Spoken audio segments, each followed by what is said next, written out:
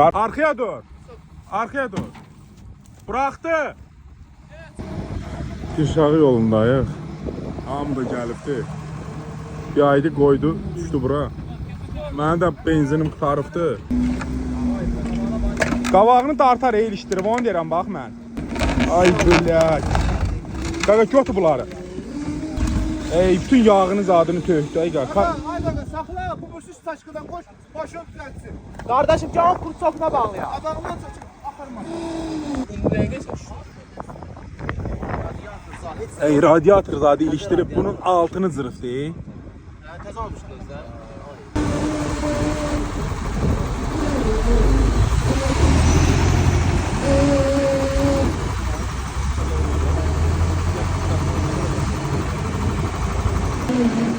Ama həqiqətən millətə halal olsun, hamı saxlayıb, mücaran da narahatdır da.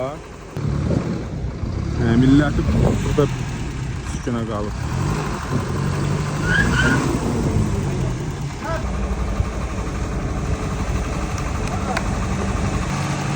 Şükür Allah'a ölümüşüm yoktur. Hiçbir problem yok. Ölen yok, sen yok.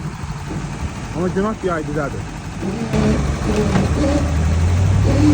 Təkəri qırılıb hep dön.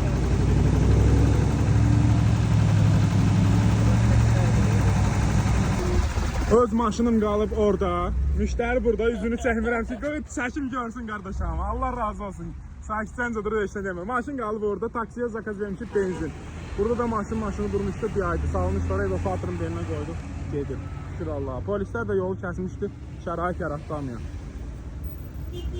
Özüm taksi şoferiyəm.